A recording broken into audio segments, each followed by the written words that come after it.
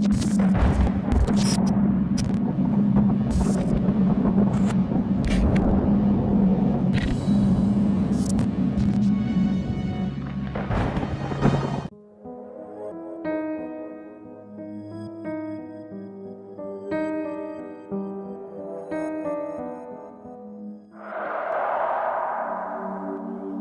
po kayo mga ginigiliw kong taga-subaybay?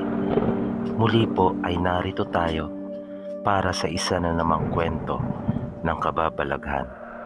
At tulad po ng dati, ay hangad ko pong lagi na sana'y abutan po kayo ng pagtatangal na ito na nasa mabuti pong kalagayan, ligtas sa anumang uri ng kapahamakan at karamdaman. Narito na po ang pagpapatuloy at ang ika-100 yugto ng kwentong magiliw po nating sinusubaybayan, ang Anghelo, mortal na kalaban ng Diablo. Natuklasan na nga ng ama ni Amelia ang kanyang masaklap na sinapit, ang kanyang pagpanaw. Nakaramdam ito ng matinding galit at nais na magiganti, na ibinigay naman ng lolo ni Amelia ang kasiguraduhang kanilang ipaghihiganti ang nasawi nitong apo. Ngunit sinabi nitong maging mautak sila, na kailangan nila ang maingat na pagpapasya at huwag magpadalos-dalos, dahil sa hindi rin karaniwan ang kanilang mga kalaban. Nakaiba ang mga ito sa mga nakasagupa nila noong mga nagdaang panahon, na hindi sila pamilyar sa taglay na kakayahan ng mga ito, na ang tanging naitugon na lamang ng ama ni Amelia ay ang pagkuyom ng palad nito at ang pagtitiimbagang natanda ng masiding galit para sa mga taong inaakala niyang pumaslang sa kanyang nag-iisang anak. Samantala, doon naman kanila Pablo, bago magtakip silim ay natapos na nilang lahat ang kanilang mga ginagawang paghahanda, at kanila na ngang pinasimulan ang pagdiriwang.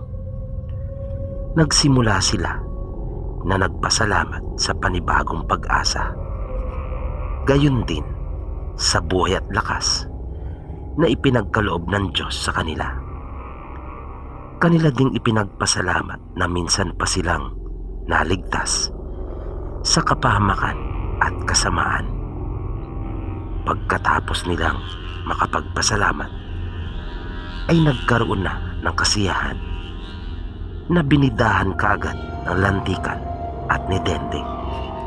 Halos kabagin sila sa katatawa dahil sa husay ng dalawa sa pagpapatawa, na matapos ang pagbabangka ng dalawa ay naingganyo na rin sina Bagtak at Enok na ibahagi ang kanilang mga nalalamang nakakatawang kwento, na may itinatago rin palang husay sa pagpapatawa, na matapos silang patawanin ng dalawang engkanto, ay si Eliezer naman ang napagkaisa nilang magbahagi ng mga nalalaman nitong kwento.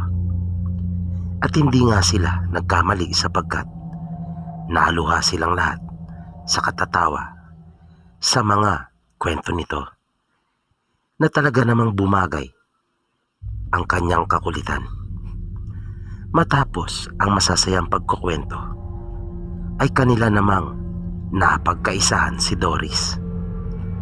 Kanila itong hiniritan na kung maaari bang handugan sila ng isang awitin.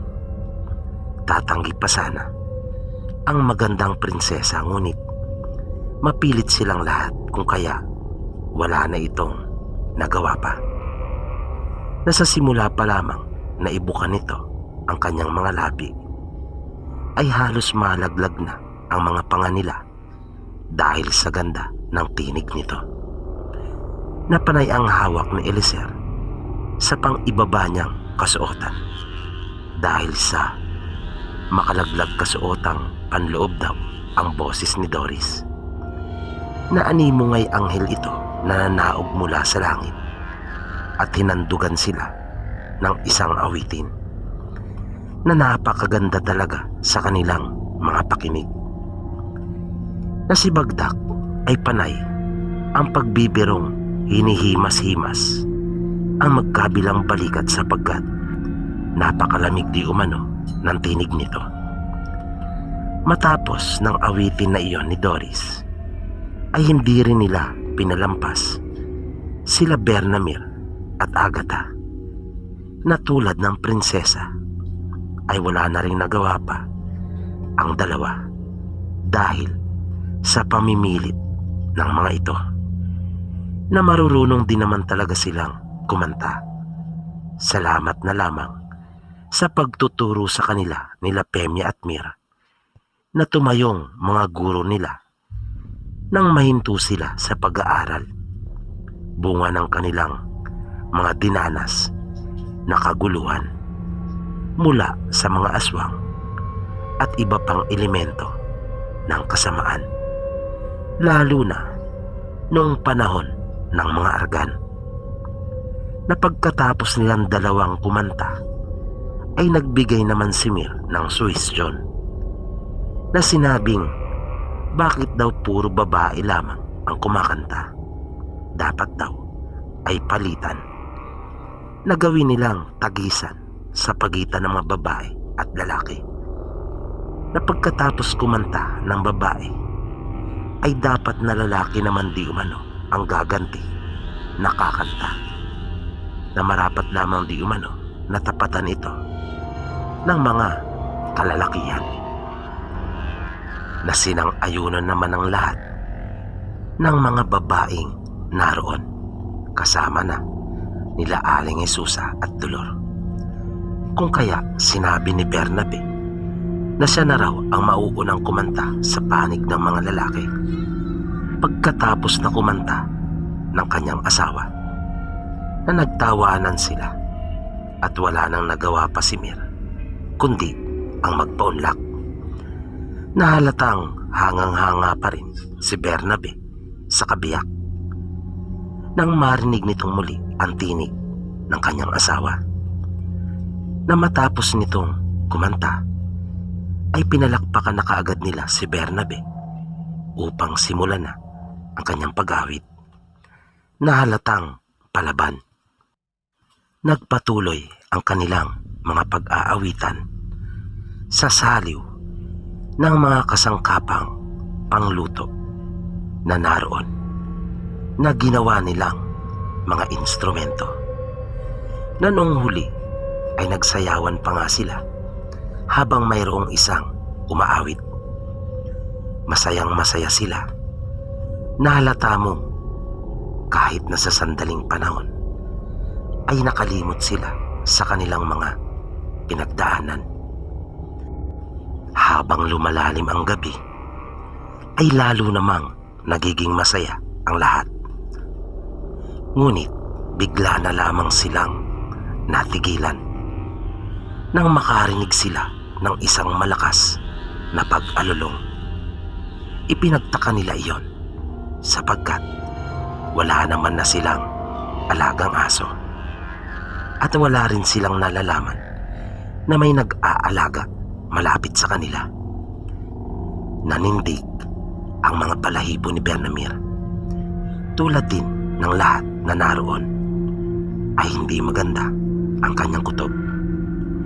Mabilis itong naglaho upang alamin kung saan nagmula ang pag-alulong na iyon, ngunit mabilis siyang nahawakan ni Angelo at sinabing dumuon na lamang at siya na ang bahala.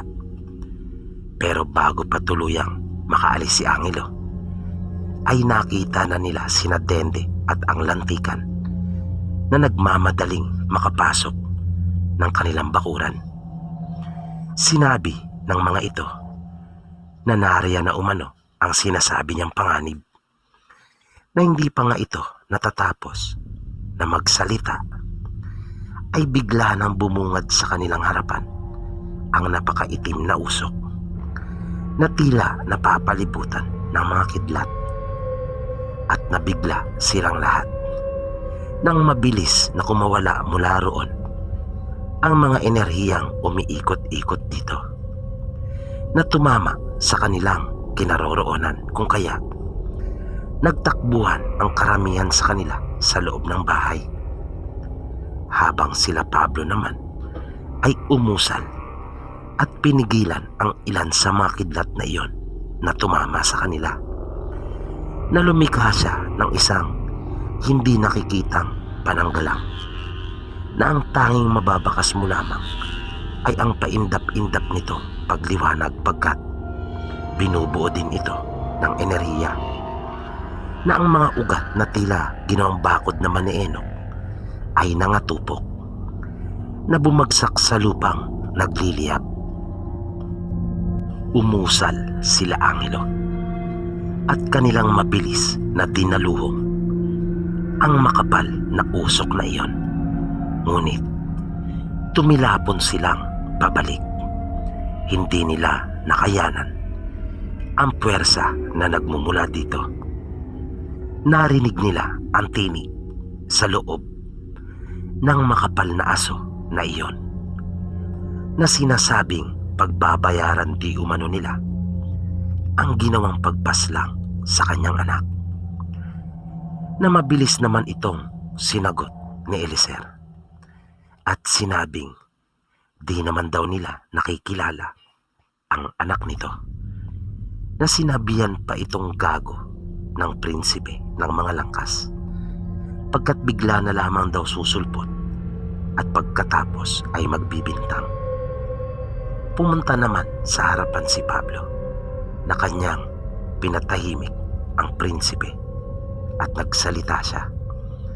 Sinabi niya dito kung ang tinutukoy niyang anak ay si Amelia, ay nagkakamali daw ito ng pinagbubuhusan ng kanyang galit, pagkat hindi umano sila ang pumaslang dito, na umuusal na pala si Pablo ng mga pagkakataon na iyon, habang ang iba namang mga kasama niya ay naghahanda na rin pala upang umatake, nang bigla na lamang lumundag si Pablo ng ubod lakas, na ikinagulat nila. Nakita nilang nagtalsikan ang mga kidlat papunta kay Pablo, ngunit agad namang naglaho ito, at nakita nila kung paanong lumusot si Pablo sa maitim na aso na iyon. At makalipas nga lamang ang ilang sandali ay napansin nilang naglaho na ang maitim na usok at bumagsak si Pablo mula roon, na namag-usisa sila dito ay sinabi niyang kanyang ipinakita sa ama ni Amelia ang totoong nangyari sa pamamagitan ng paghawak niya dito sa kanyang bisig. Maging ang sinasabing si Angelo ay banta para sa kanilang lahi, ay kanya na ring ipinaunawa dito na walang katotohanan, na kanya pang ipinakita sa pangitain ang maaaring mangyari kung ipipilit nito ang kanyang pagsalakay na iyon, na dahil doon ay nagpasya na lamang itong umatras at iwan na sila, na nagbigay pa ito ng kanyang salita na hindi na umano sila gagambalain pang muli. At dito po nagtatapos ang ating kwento. Nagpapasalamat po ako sa mainit na naging pagtanggap nyo sa kwento ni na Pablo at Angelo. Nawa ay patuloy nyo pa pong subaybayan ang mga kwentong akin pong isasalaysay dito po sa ating channel, ang Pinkish Banana. Mabuhay po kayong lahat. Maraming salamat po, at hanggang sa muli.